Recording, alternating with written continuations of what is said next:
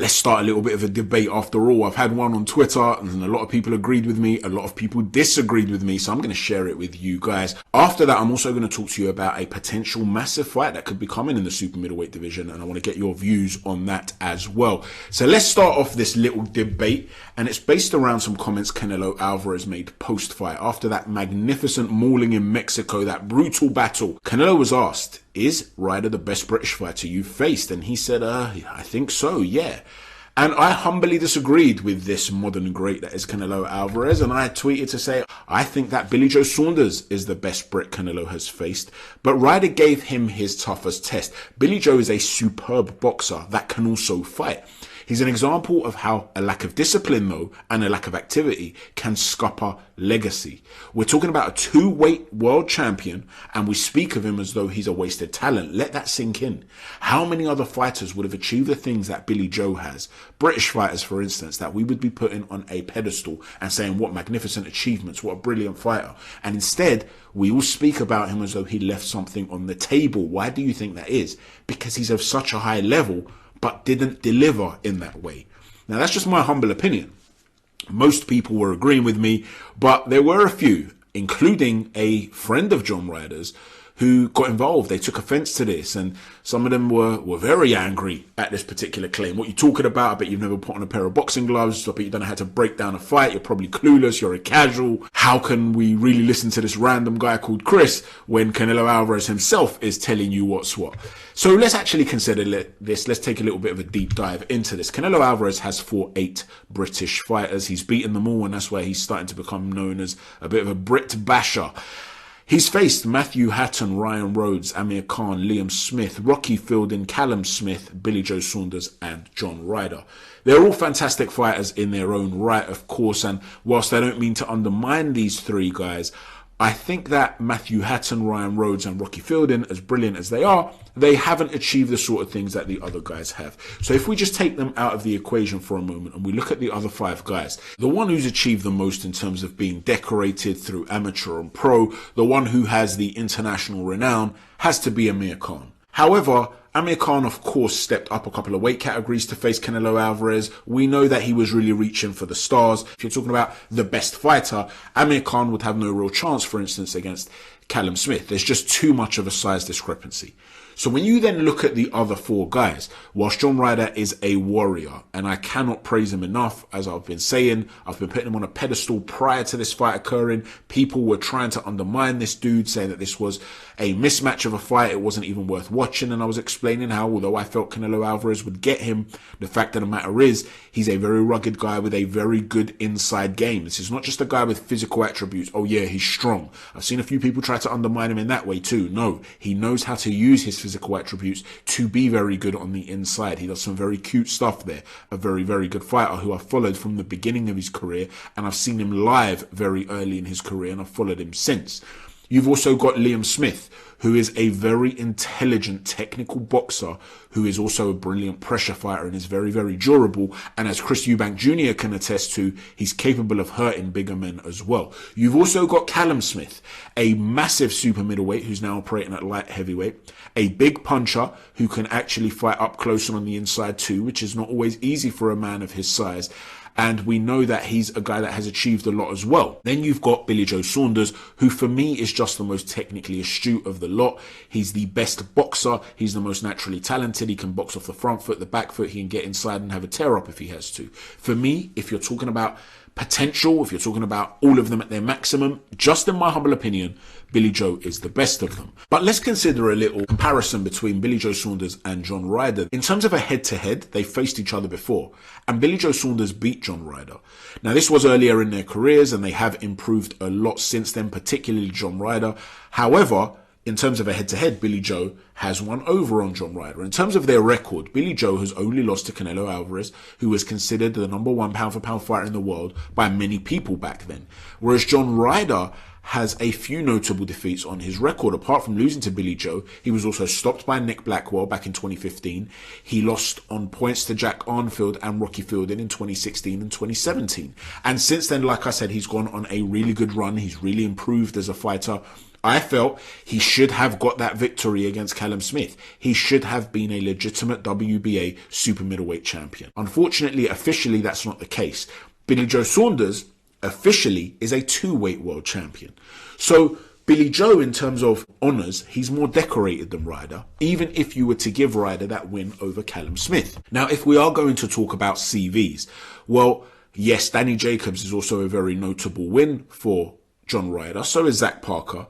But if you're going to give him the Danny Jacobs win, then you have to say that the majority of people felt that Jacobs won that fight. It was a close fight. I don't hate the result, but I too had Danny Jacobs winning the fight by a single round because John Ryder was just far too slow to get going in the first half of the fight. So the point I'm making is, if you're going to give him the benefit of the doubt and say, well, he really should have got the result against Callum Smith, do you then deduct Danny Jacobs and say, well, that really shouldn't count as a win? Do you see what I'm saying? Whereas Billy Joe Saunders, I had one or two people question his CV, and you have to consider the CV in the context of the time. This is a guy that beat the undefeated Olympian Jared Fletcher. He beat an undefeated Spike O'Sullivan. Although in retrospect, a lot of people are saying he wasn't a great fighter. Back then, he was considered a dangerous big puncher, and HBO were actually trialing this thing, whereby they were putting these microchips in gloves just to feel the force of impact. And although this doesn't tell you who the biggest puncher is, because a concussive puncher has a lot to do with how you disguise your shots, it has a lot to do with accuracy and so on and so forth. In terms of sheer blunt force trauma, Gary Spike O'Sullivan was the biggest puncher they measured in the division at that time. Billy Joe also beat an undefeated John Ryder. He beat an undefeated European champion in Emanuele Blandamora. He beat an undefeated Chris Eubank Jr. He beat Andy Lee, a legitimate world champion who had a big reputation in the United States, and he dropped him on a couple of occasions. He beat a couple of top 10 middleweights in William Monroe Jr. and Martin Murray. And of course, he absolutely schooled a former world champion and massive puncher in David Lemieux. You have to look at the context of the time. Facing undefeated guys, fights that were considered 50-50 fights at the time, and he was taking them and he was winning those fights. That is a quality CV.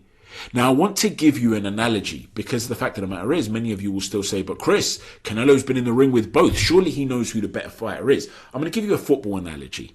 And in this particular analogy, I don't want to use the Premier League or the Scottish Premier League, because most of my viewers are from the UK, and I don't want you guys to have emotional investments in any of the clubs we're talking about when I'm going to make this analogy.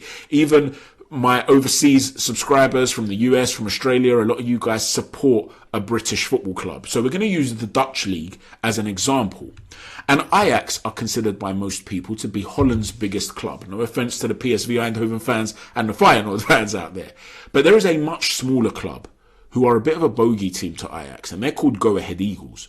Ajax never beat Go Ahead. They really struggle with them. In the last 4 meetings, they've drawn 3 times and they've lost once. Now, one of Ajax's biggest rivals, as I've already mentioned, is PSV. PSV have no real problem with Go Ahead. The last 4 occasions, they've beaten them on all 4 occasions.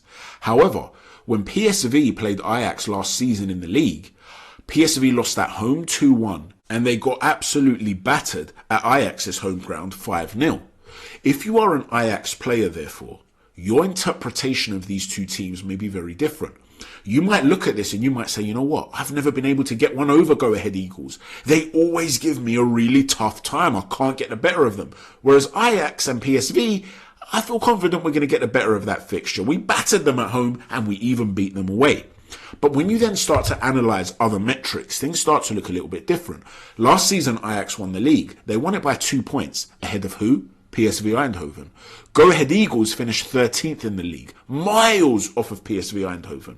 We've already spoken about the head-to-heads between the two, but additionally to that, PSV also won the Dutch Cup last season.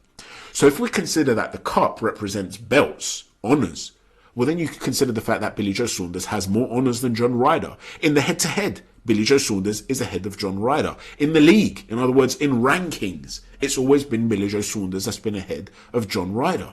In other words, the top team in the division may have struggled with Go Ahead Eagles more.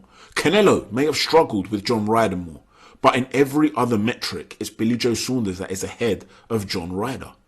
So I'm not seeking to undermine John, But the fact of the matter is, Billy Joe has had a superior career so far, and in my opinion, he's the more talented fighter. Now, all of this discussion is actually very relevant beyond just the debate of who's superior between Billy Joe Saunders and John Ryder. Why? Because Billy Joe Saunders put out an Instagram story to say 2 years ago today, he actually said 2 years ago today, but we'll let that one slide. 2 years ago today was my last fight, and I will be back this year. Watch this space. God bless all. Now, prior to his little foray into semi-retirement after that defeat at the hands of Canelo Alvarez, there was a lot of talk about running the fight back between Billy Joe and John Ryder. And considering that Ryder's stock has risen significantly since that fight with Canelo Alvarez, this fight makes a lot of sense. It would capture the boxing public's imagination. There's history there as well. Billy Joe used to work, of course, with Eddie Hearn. We know that John Ryder signed up with Matchroom. You can make this fight. And in addition to that, there are some intriguing question marks. Let's say, for argument's sake, Billy Joe Saunders' orbital bone injury is real. I know there's people out there that doubt it. I've never doubted it. So let's just say, for argument's sake, it's real. Would the structure of his face actually hold up against a brutal assault from a pocket rocket that's so aggressive like John Ryder? If it does hold up, how's Billy Joe's fitness going to be? This is a guy that hasn't been living the life, and he's had some fitness issues in the past. If he is on point, is at 100%, and it's a bigger ring than the one that John Ryder faced Canelo Alvarez in, is John Ryder going to be astute enough to be able to cut off the ring on Billy Joe consistently enough to break him down and get the win? There are so many question marks there. It's a fight I would love to see. Let me know, ladies and gents, what your opinions are. Who do you rate between these two as the superior fighter in terms of their career? Who do you rate as the superior fighter if you're considering them peak for peak? And also, who would win a rematch? I have doubts about Billy Joe Saunders on whether he can return to being the guy he once was. Please don't forget to hit a stiff jab on the like button, a right cross on the subscribe button, and an uppercut on the notifications button. Thanks for watching, everyone. Chat to you soon. Take care. God bless.